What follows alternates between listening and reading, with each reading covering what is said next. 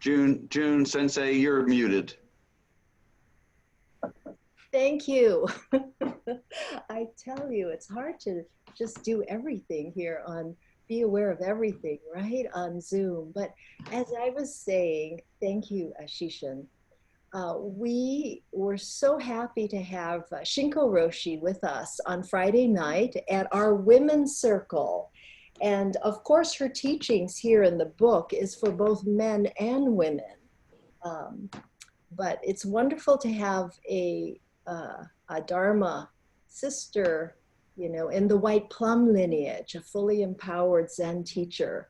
And she has been practicing for a very long time, a very strong practitioner, abbess of Maitreya Abbey and co-director of Great Mountain Zen Center. Joshin Roshi and I were lucky to go visit their place in Colorado about 4 years ago. And she's got horses and chickens and I think there were dogs and cats there. It was a wonderful place. She loves animals. We weren't able to actually meet Shinko Roshi, so I was really happy to meet her the other night in person, but we saw Shishin Roshi.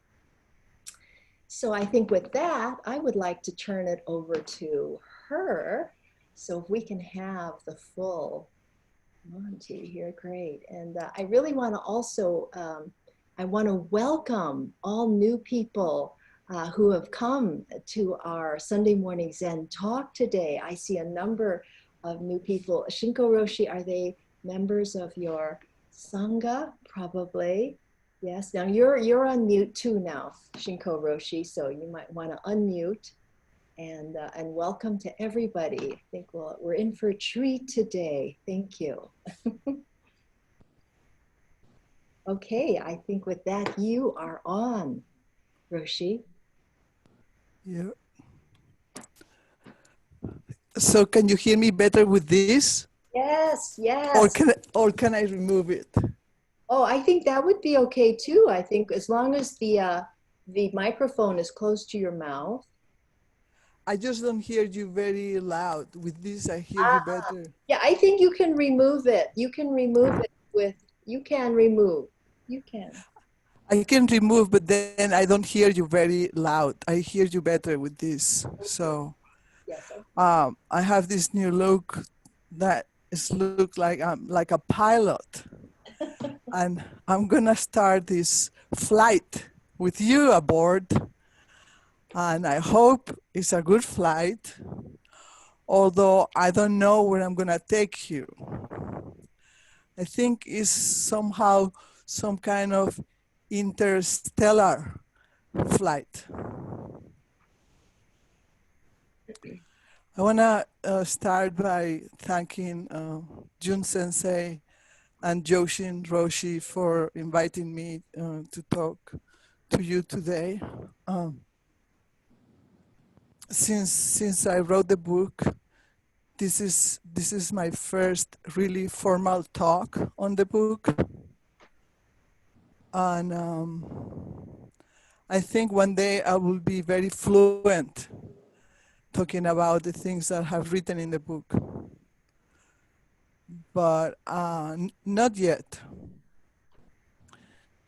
I want to say that the things that I wrote in the book, I talk a lot about the woman of light that I encountered when I was a small child. And she has always been my secret refuge. I didn't talk about her to anybody. She was my heart and my past and my present and my future. I could always confide in her and return to this place in my heart of immense love. And it would have continued like that. But since the pandemic, first the pandemic hit me like with frustration, with anger. What's going on? Everything is upside down. We had to close our retreat center. Fortunately, we transformed it into a residence center, but it has been a lot of work, which I'm grateful that I did. But also the pandemic and the global crisis had brought so much grief, and from the grief, the pain, just pure pain in my heart of what's happening to our beloved planet, to all the beloved creatures that habitate this planet with us, which are really our brothers and sisters.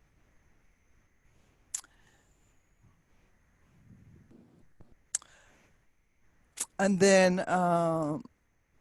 what's happening in the government adds to all of this, almost like putting a lid on all the chaos and all the things that are festering, all the things, all the issues that are boiling, the Black Lives Matters, the general injustice, racial injustice, the poverty, all the hiding of what's going on with the pandemic and all the people that are suffering.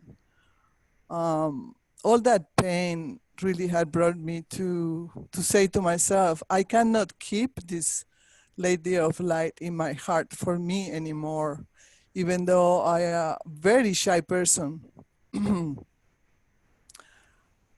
I don't care if I'm shy. I just have to come forward and bring this feminine wisdom into the world, which is not new to the world. Is the most ancient wisdom that existed even before the world.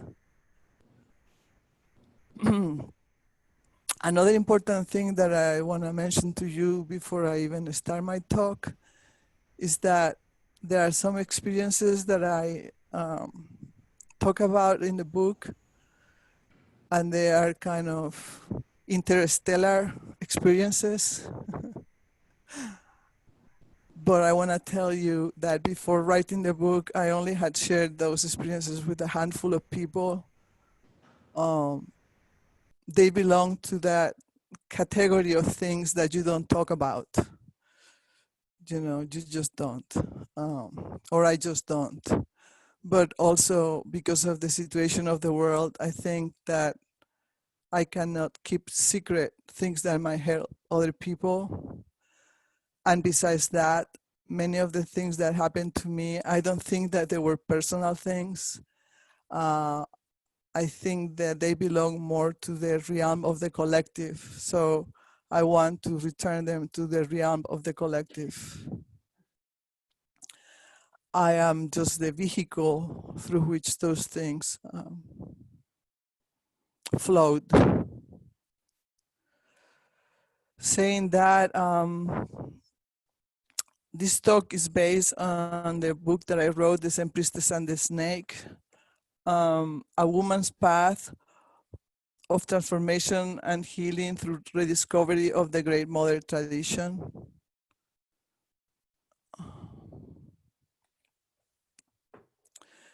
There are a lot more threads in the book that I will present here.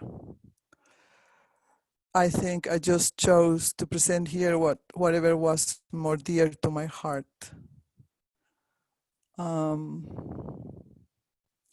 My life has been a long life search for the sacred feminine, and also a search in order to understand the events that happened to me at such a young age that marked my life for the rest of it, and things that I didn't understand, but I knew that through my life I would understand.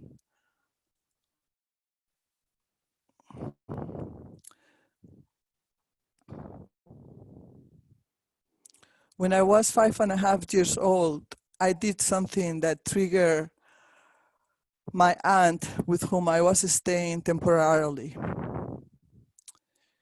My parents lived in a tropical forest where I was living with them, but then I had to relocate to the city of San Juan because I had to go and start kindergarten.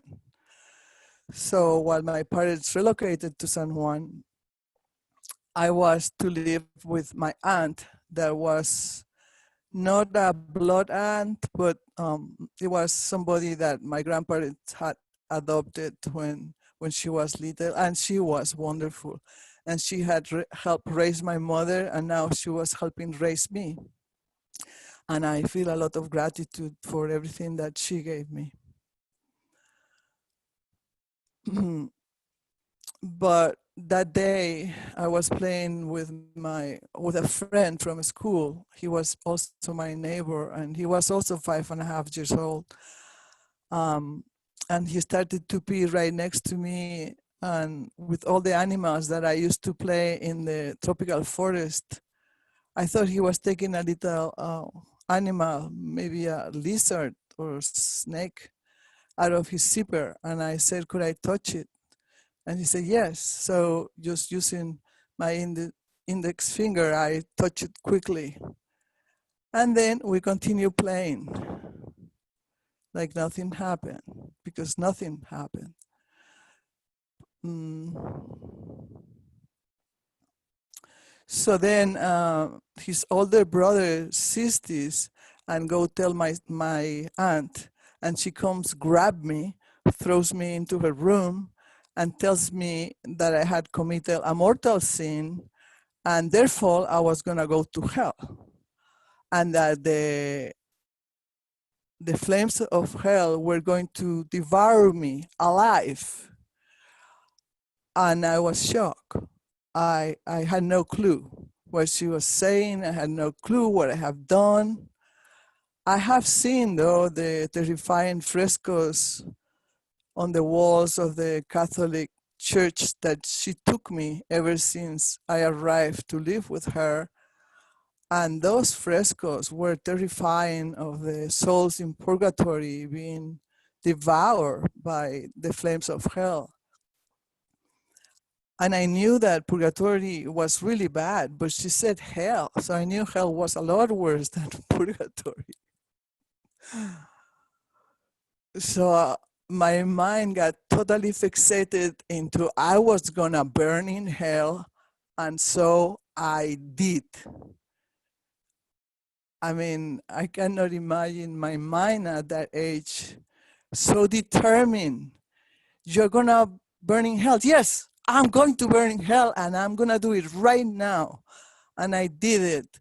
I visualized terrifying flames of hell devouring me with my mind's eye. I was burning inside and outside.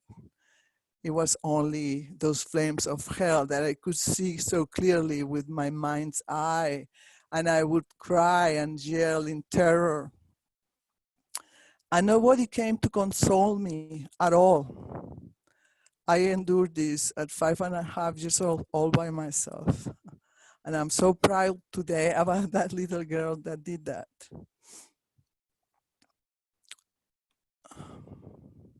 See where I kind of have a structure of the things I want to tell you, so I don't want to jump. So later on in my life, I would recognize those flames of those hellish flames that I have seen as purifying Dharma fire. That's something that I'm very used to now, working with the goddess practices and working with the fire goddess. Actually, one of the purifications is to visualize subtle fire in our heart, burning our impurities. So somehow at that age, that's what I did. I just burned out all my impurities. So after a while, I had entered into a state of samadhi, and then I had a taste of what the Sambhogakaya realm feels like or looks like.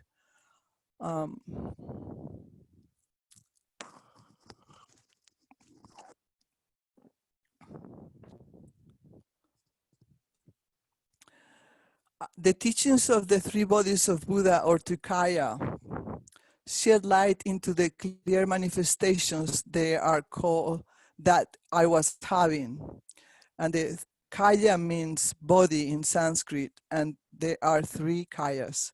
The Dharmakaya, which is the realm of emptiness, is formless, beyond existent and not existent. It's emptiness. We are familiar with the term emptiness. The Nirmanakaya is the body that lives and dies. It was the physical manifestation of the body, of the Buddha.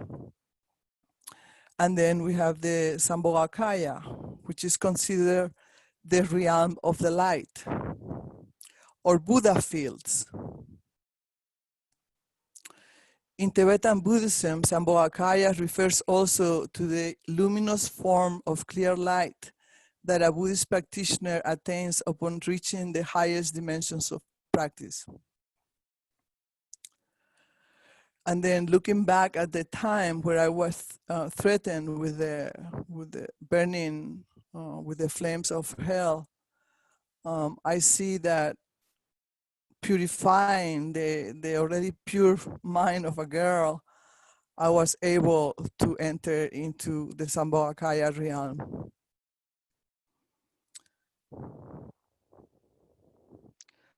I fell asleep after all my torment and my terror. I fell asleep. And the next thing I remember is sitting on my bed next to my aunt's bed. We had beds that formed like an L shape. We were close, but not too close. That made more space for the middle of the room, because this is where I saw the most magnificent woman that you can imagine. First, she was beautiful beyond beauty. Then she just emanates such an incredible amount for love. I would say for me, because I was right in front of her, but I would say that's what she did. She just emanated an incredible amount of love. In that moment, I felt it was for me. And I probably needed it after what I had gone through. And then she was standing above the ground in some kind of white energy that resembled clouds. And she wore veils, different veils of different tones of blue and light veils. Her face and hands, they were light golden. And I just stayed there contemplating this beauty for as long as it lasted, which I don't know, because these things are outside of time. But what I do remember is that I didn't have any thought for a long time. It was just contemplation, but then I did have a thought, and that thought was to share my experience with Titi, my aunt, that was laying asleep next to me. And the little girl that I was, I tapped Titi, and at that moment, I see the beautiful lady putting a finger to her mouth in a silent shh. It was too late. I had woken Titi. The beautiful lady disappeared. Now Titi is awake. I said, "Look, Titi, Santa Claus." I was so sure that was Santa Claus. Haven't they tell me that Santa Claus comes, through walls and stuff? And well, it just made perfect sense that that was Santa Claus. But for Titi, it didn't seem that she was happy to see that I have seen Santa Claus. She was very frightened. She grabbed me, she put me in her bed, she covered us with her blankets, and she hugged so tight to me that I was feeling very uncomfortable. I could feel her fear and trying to console herself with my body. And, I didn't need any kind of hugging or consolation. I was just brimming with great love. But I let her hug me because I thought that was good for her.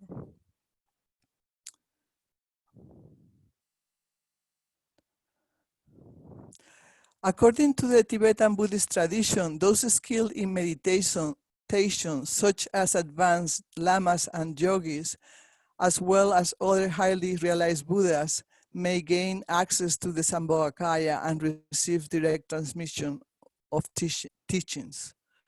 So I found places, because all my life have been a way to make sense of what happened to me from the spiritual perspective. And this make perfect sense to me, that this is something that can happen and that advanced practitioners can attain that realm and receive teachings directly from Buddhas or other advanced Buddhists. Um, yeah, it's not that I was an advanced Buddhist, but I think because I was just such a young and pure girl, that's why I was able to enter there. Um, then Titi must have felt very weird about me and my vision, so she must have called my family to come. And when I woke up, I still was running out up and down my grandparents' hallway singing, "I've seen Santa Claus, I've seen Santa Claus." But the adults gathered around me and they told me not to talk about that again.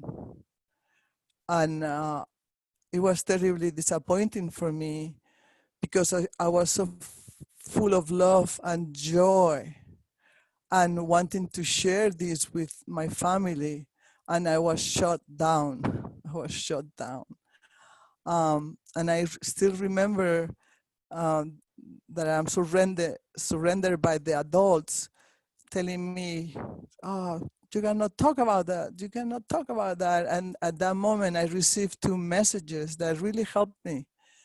And these messages I received were of light.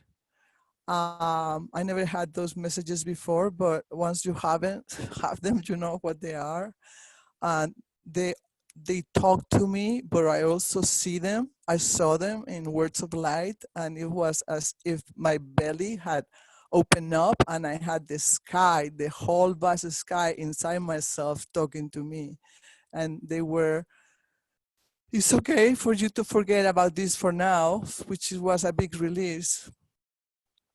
In consideration with what my parents were saying. So it was great that I didn't have to worry about that anymore. And the other thing was that I will understand when I was later.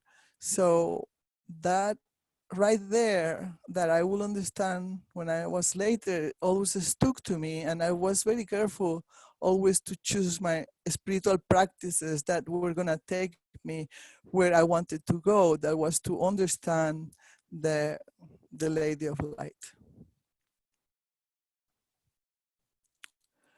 And so during the rest of my life, I would find clues here and there that shed some light into the great mystery of the Lady of Light. The first clues I found were in Spain. I was attending a Catholic school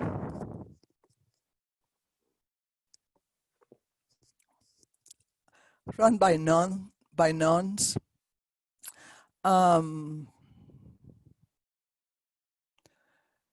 I didn't mind the nuns, but I would have preferred not to be on a nun school, but this is what I got. And in the chapel in that school, there was a beautiful sculpture, I would think 5 feet tall, all sculpted in marble, in white marble of the Virgin Mary. And I always admired her, how beautiful she was. It just remind me so much, the Lady of Light that I have seen, like the same kind of face. I was delighted. That was my only reason to go to church, just to stare at the lady, to sit in front of her in the bench closer to her and just look at her. I really didn't care what was happening in the mass. Just the Lady of Light. It's almost like it would transport me to have that first experience again. The only thing that creeped me out, it was that this sculpture, all beautiful in white, with this lady that looks like the personification of unconditional love, was stepping, it was crushing the head of the black snake. And then that was my puzzle. I always puzzle about that. I would look at her and then look at that, the black snake in suffering, like being killed by her foot. And it was, what's this? I was afraid to ask. I was shut in silence. I was afraid to ask. Um, so I never asked, but I will never forget. And I knew that meant something, and that meant something that I wanted to find out, but it was not that time. At 11 years old, it was not my time to find out.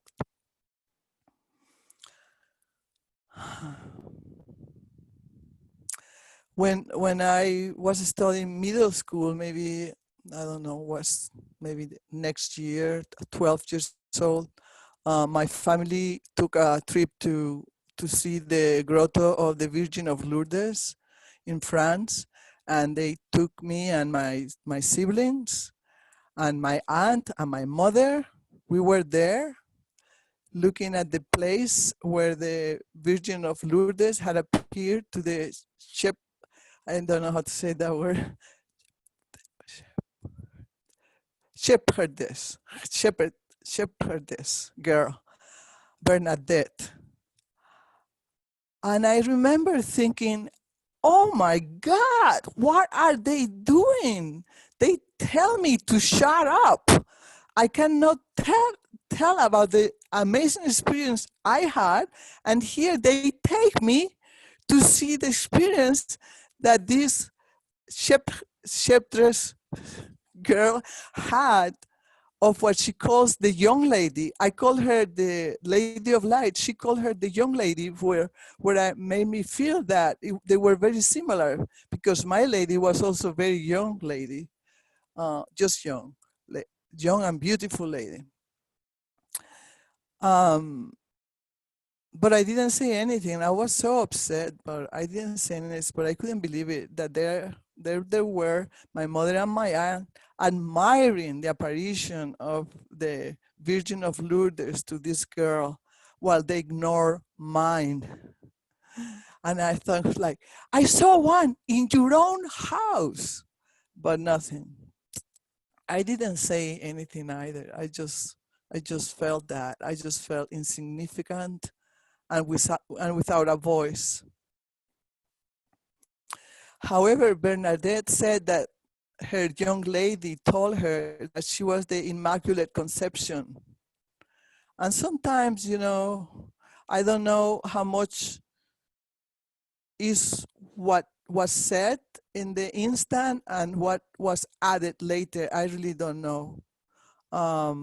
She said that she was the Immaculate Conception, that she carried roses in her feet, that she asked her to pray for the sinners, and don't know anything else.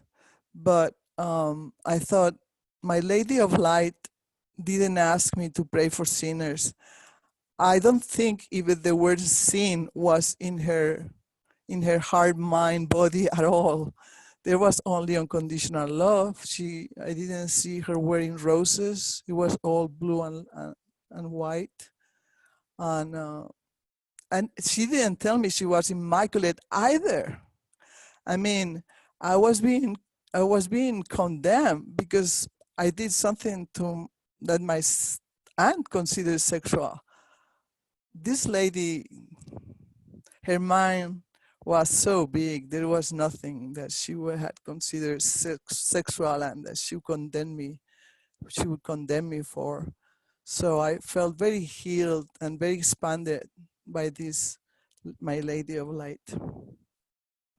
And then after I read from Bernadette, I thought that after all, maybe the lady I saw was not the Virgin Mary.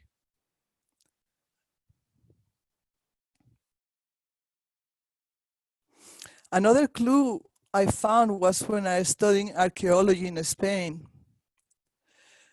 Then there I study about the original religion of the Great Mother and the civilizations that honor her. I was told that those civilizations were just fertility cults. Um, but the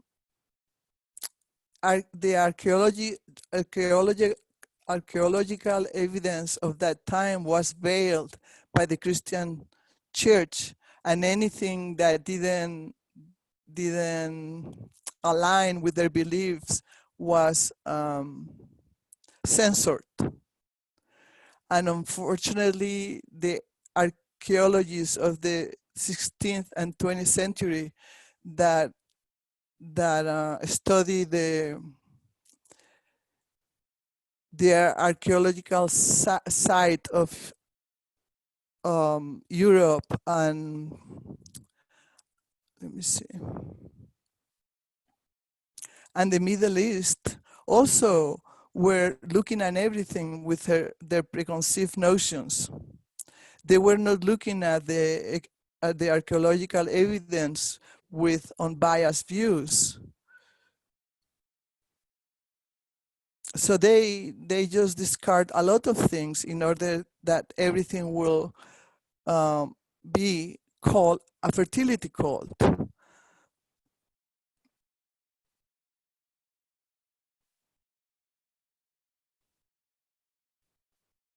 But new evidence and revaluation of existing artifacts show that the Great Mother was so much more than a fertility cult. She was revered as a deity who created the universe and its natural laws, a prophetess, inventor, and healer. Well-known archaeologist Maria Gimbutas, in the language of the goddess, writes, "It is inaccurate to call Paleolithic and Neolithic goddess images fertility goddesses, as is still done in archaeological literature. The goddesses are mainly life creators, not Venuses or beauties, and most definitely not wives of male gods. They impersonate life, death, and regeneration.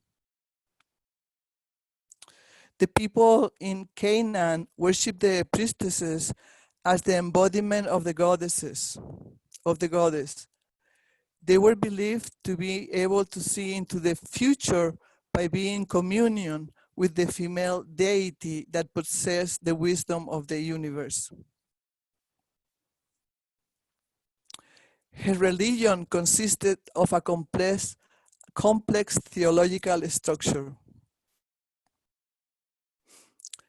Evidence showed that the religion of the goddess didn't disappear in a natural way, but that it was the victim of more than 20 centuries of continual persecution from those who were promoting the new religions that worship the male god as supreme. According to Yahweh orders, all pagans need to be killed. Pagan was the name given to all the followers of the religion of the goddess, as well as other religions and practices out of step with the Hebrew God. The massacres were part of the continuous campaign to erase the name of the goddess and all of her memories from the face of the earth. In the pages of the Old Testament, Yahweh exhorts again and again, "You should slay them all, young and old, small children and women." There was vast devastation. The bloody massacres and the demolitions of statues and shrines dedicated to the goddess are recorded in the Bible as obeying the commands of Yahweh. Even though the destruction was massive, temples demolished, men, women, and children massively killed, and entire villages wiped from the face of the earth, Many objects survived the persecutions and continue to speak of the extent and development of the civilizations that honor the mother goddess.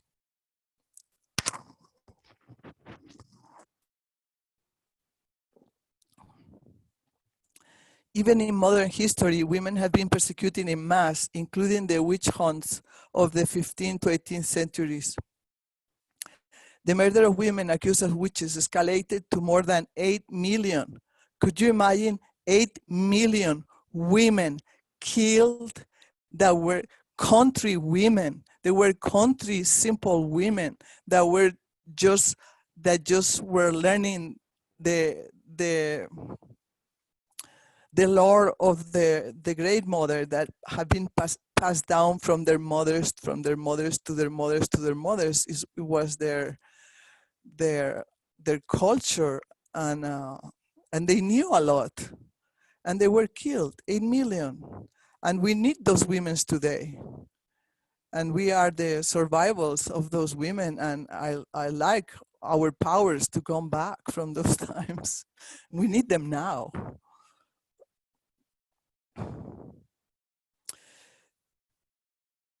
Maria Jimbutas, in the language of the goddess, says that the goddess gradually retreated to the depth of the forest or onto mountain tops, where she remained to this day in folk beliefs and fairy tales.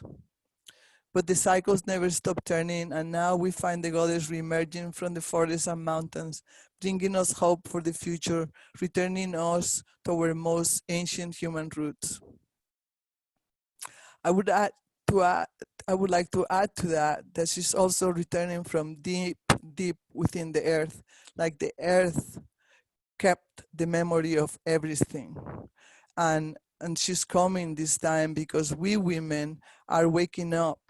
We women and people of all genders are waking up.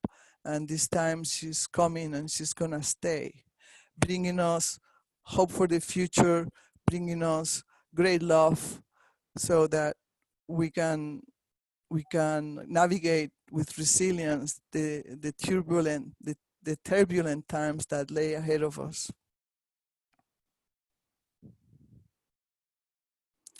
All of my life has been about the recovery of the sacred feminine in the world and in myself. The development of our patriarchal civilization that is currently destroying our planet was rooted in the suppression, persecution, and denial of the sacred feminine. As an immediate consequence of this denial, the soul of both men and women split. This kind of denial has also been prevalent in Zen.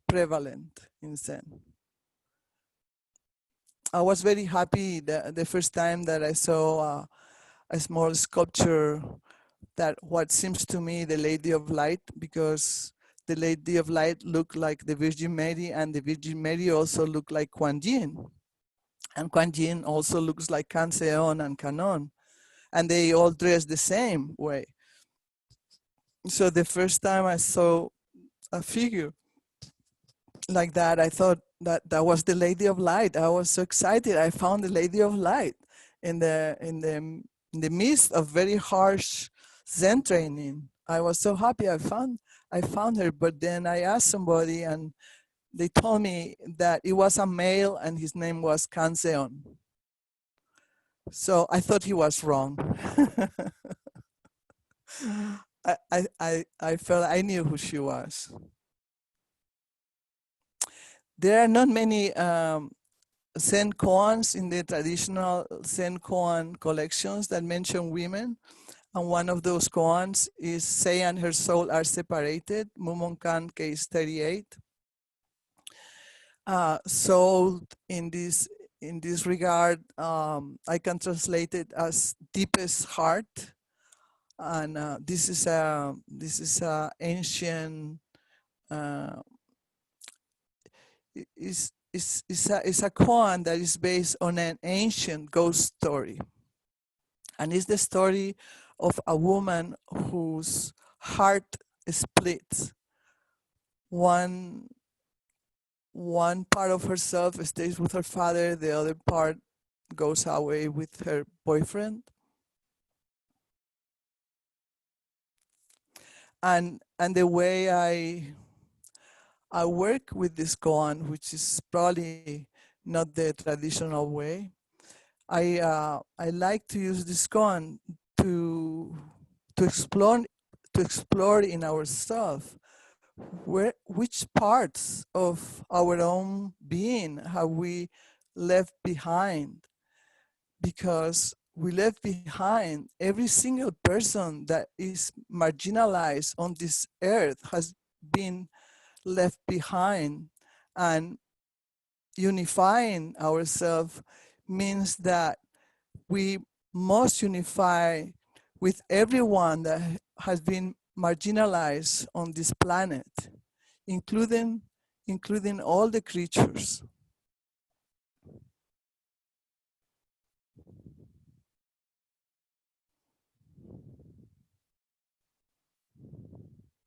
In our present situation of ecological calamity, it is imperative that we wake up our deepest heart.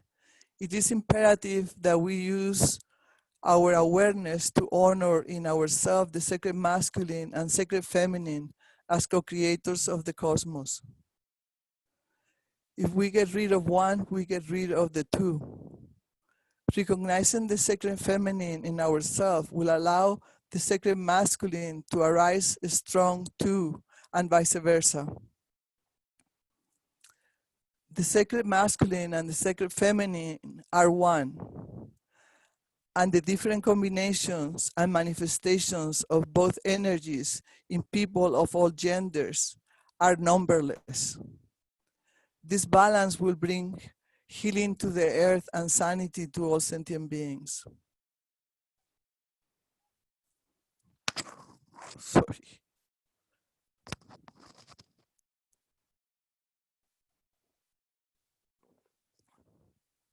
So you guys okay? You want have any questions? You would like me to stop here and see if you have any comments or questions, and then we continue if we have time?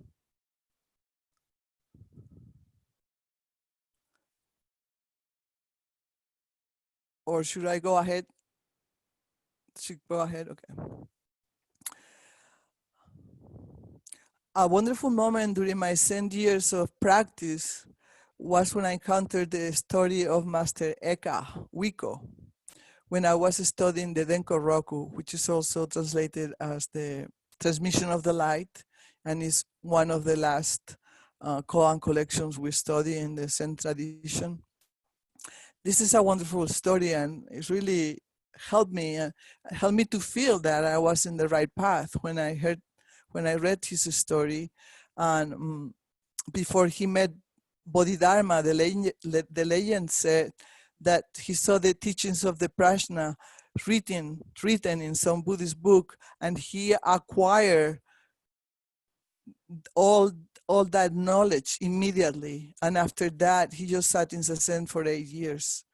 And one night, in the middle of the night, in the quiet, silent stillness of his mind, he saw a spirit of light that told him, "Why should you stay here? Go south." And he did.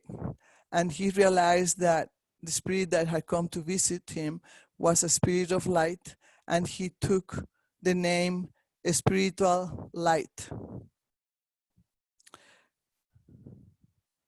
That introduces what I'm going to tell you next. On this, and I prefer to read it because my English is not so much better when I read it. It's better when I read it. On the 6th night of the 7-day retreat in the year 2000, when I was at retreat with Pat Hawk Roshi, I came to my room, and without turning the lights on, I sat in a comfortable chair to enjoy the empty clarity of my mind, and the night light shone through the tall rectangular window. Absorbed in this clarity, I felt the presence of a spirit of light. The very moment I made my selection, it was as if an ancient and vast dam had opened that had been holding back a tremendous reservoir of pain. It was not personal pain that I felt, it was the collective pain of the whole world. That night I cried what I call rivers and lakes. I wasn't crying for any particular reason. It was just like a torrential rain in the rainforest. I think I jumped something here. Oh, yeah. No, I had made my selection. No, I didn't jump it, sorry. My selection was that I chose the path of the heart, that I didn't, that I contemplated both paths for a second. Samurai, I was getting to be a samurai woman. I could kill all my feelings and feel nothing, and then I'm presented with the path of the heart, which I never heard about it. But it sounded like once you are proposed to take that, how could you say no? No, I'm gonna keep being who I am already being. So no, say yes, I take the path of the heart. And at that moment, it's like as I felt the collective pain of the whole earth, and it moved through me, and I cried what I call rivers and lakes, and it happened for a very long time. I cried for a very long time, a lot of quantity of water.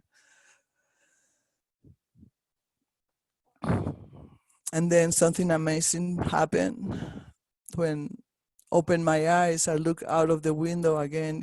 It was very dark, and the stars were outside. I looked out the window and I saw that my eyes were the shining stars. There were lots of them. My mind had gotten so big and my heart so expanded that I had a clear revelation. The stars were actually my own eyes looking at my eyes. I went to sleep with a very tender and soothing feeling in my heart. I felt loved by the universe. There is a verse in koan number 47 of the Mumonkan that I had always loved so much because connect me with this experience. And it says like this one instant as it is an infinite number of kalpas, an infinite number of kalpas. Kalpas is infinite time.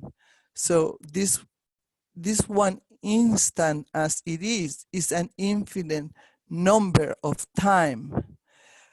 An infinite number of time is at the same time this one instant. If you see into this fact, the true self, which is seen, has been seen into. So to me, that was the experience of of no mind, and you look at the stars, and they look like your eyes are looking at you.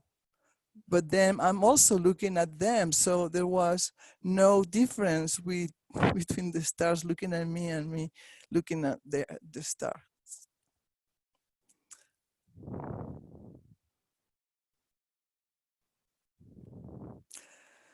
As I lay down, I entered into a different dimension. It was again the Sambhoakaya dimension. In this dimension, there is no suffering, only great love, and everything seems to be tinted with a soft blue light.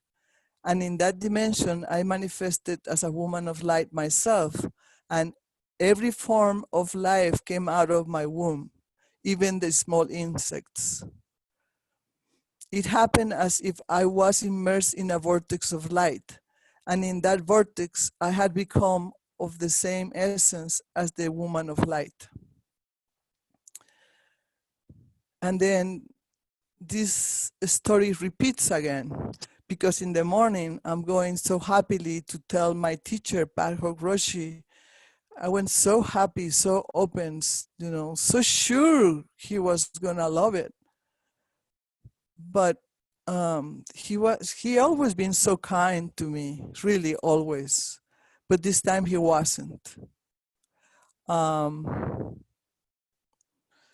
And my koans with him were almost completed. I was studying the Denko Roku already with him, the transmission of the light. And they had talked to me about being one of his successors sometime. They didn't tell me when, but I had been told about it.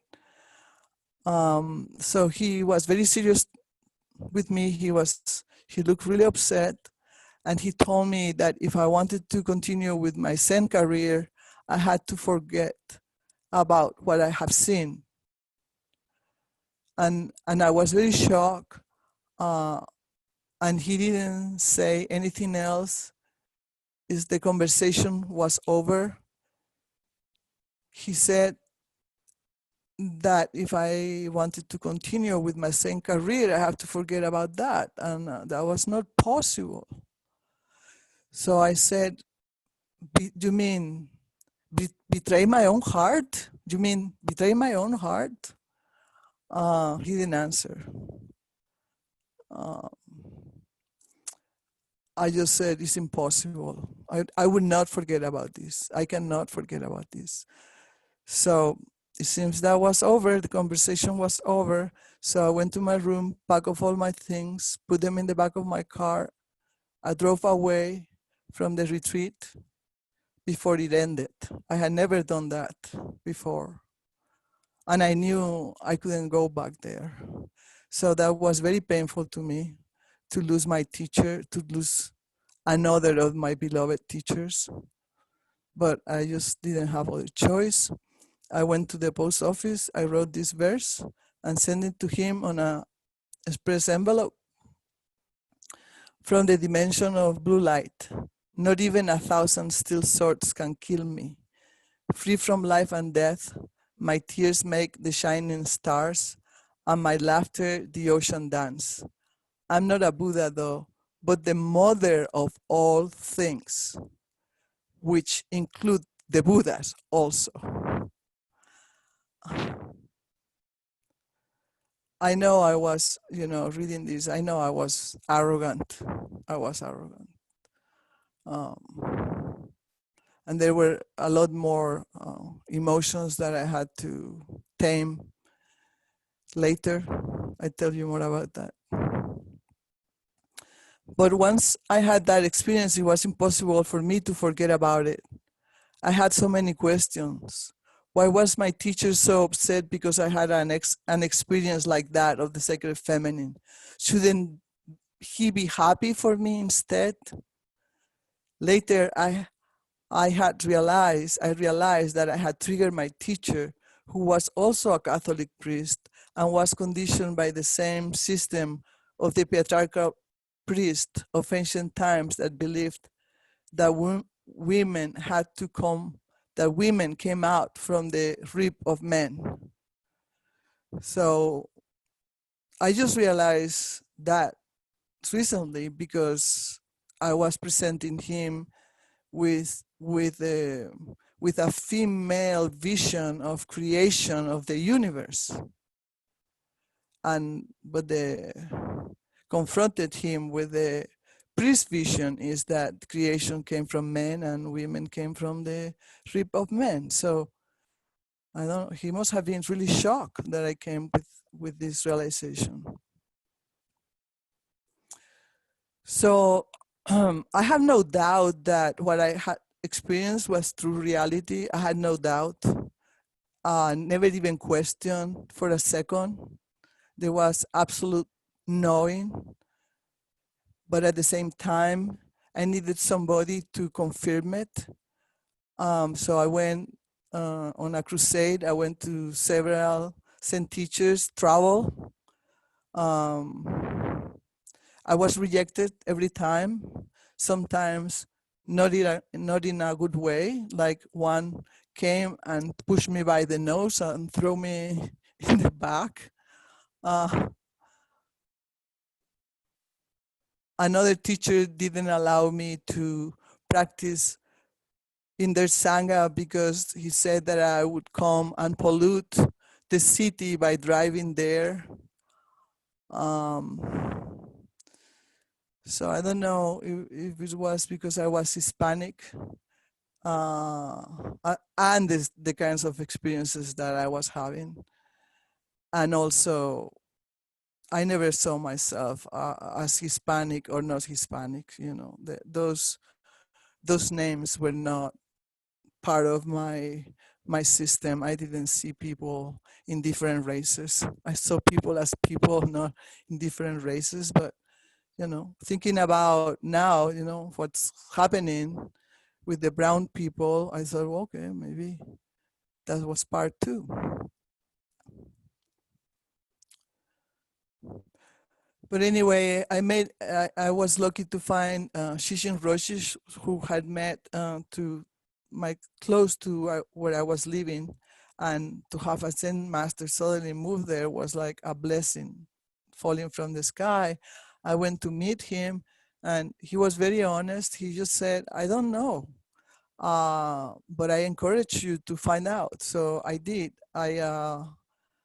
A couple of weeks later, I did meet with the Vajrayana teacher, Lama Sotri Malione, and I had written all the experience I had, all the visions and experience I had since I was 5.5 years old. I presented all of this experience to her, and she just said, it's time to celebrate. You're having the keen experiences. But it was not time to celebrate for me. Um,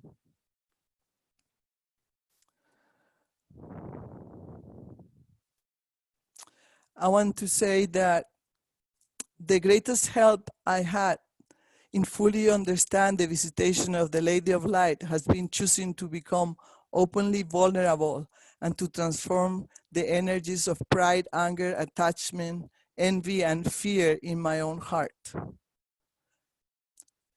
I did that first with the practice of the Great Heart Way, a book that Shishin Roshi and I wrote together on how to heal emotional wounds as part of our Zazen practice.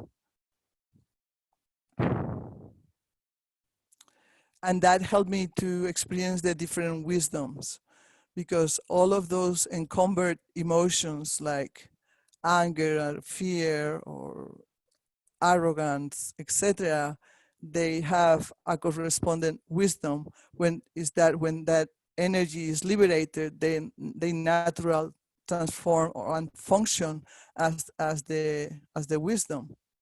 And we are gonna go through that in a little bit.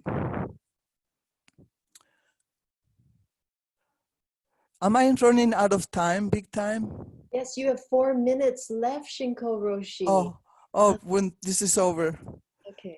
Well, no, but I don't know if you want to have a quick view of the chart that you put together, because I think it's just a little taste. Sure, but do we have time for questions and answers then?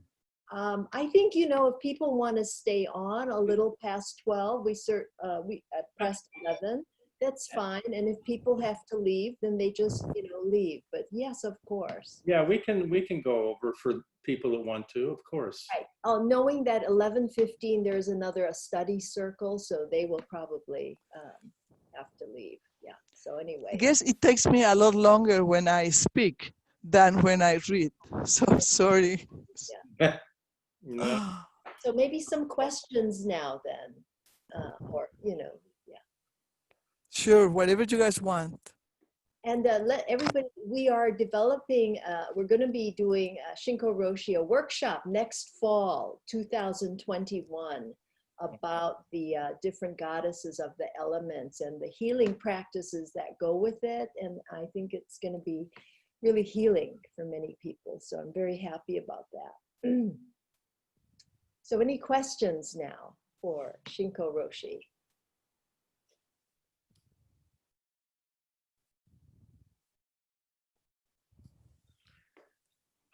Shinko Roshi, I just want to thank you for such a moving and heartfelt and powerful Teisho you just gave. Very moving. Thank you. I'm so grateful for your strong feminine voice.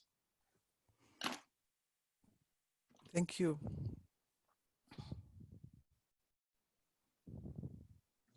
Shinko Roshi, I want to thank you too. And I want to say how incredibly brave I think you are. So many people would say you're hallucinating. Mm-hmm. You're crazy. Mm-hmm. You're not, obviously.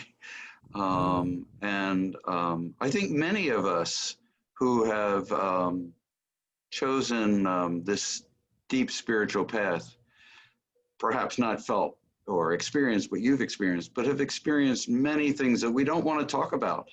Mhm. And I so thank you for this and your vulnerability and your humility in saying, in presenting this. Thank you so much. Thank you.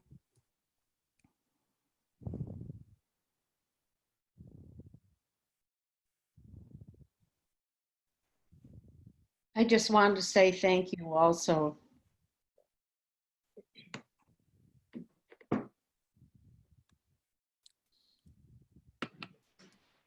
Hello, Roshi. Thank you very much for I your. try to see everybody, but I don't see everybody. How could we change here? Right there. No.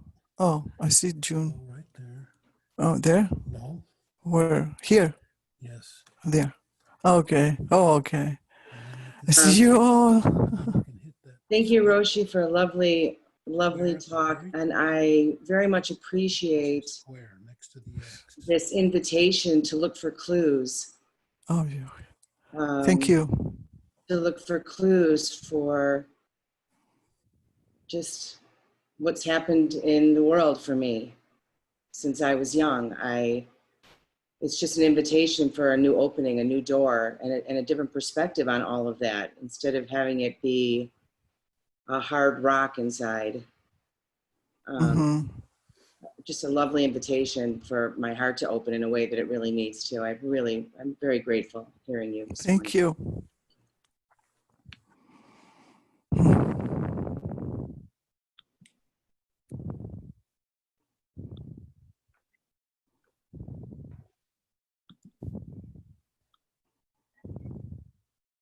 I just want to add, I feel braver after listening to you. Mhm. Thank you. I just want to mention also that for me, this was like an experience similar to reading White Fragility, where I had no idea of what privilege I had and did not understand other people. This opens a similar story, I think, a similar view. So thank you very much. My pleasure.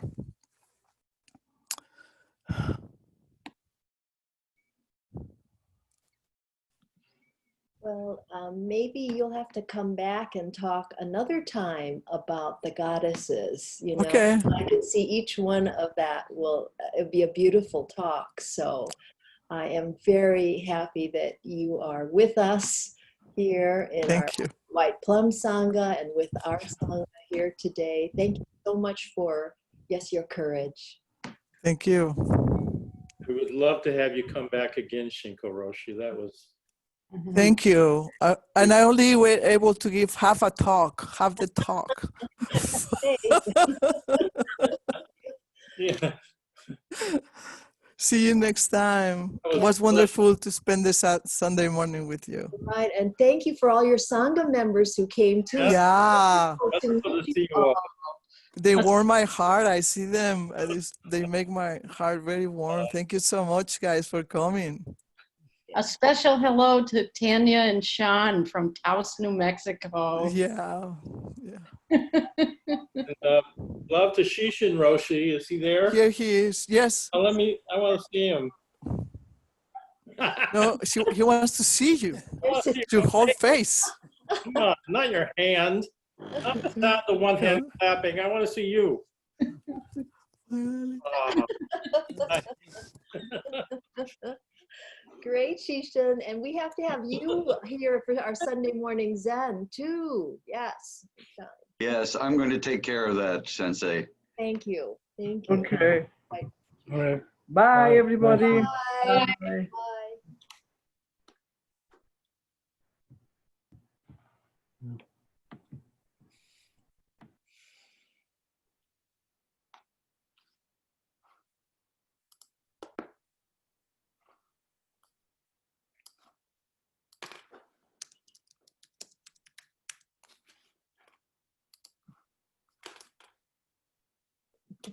Bye, everyone.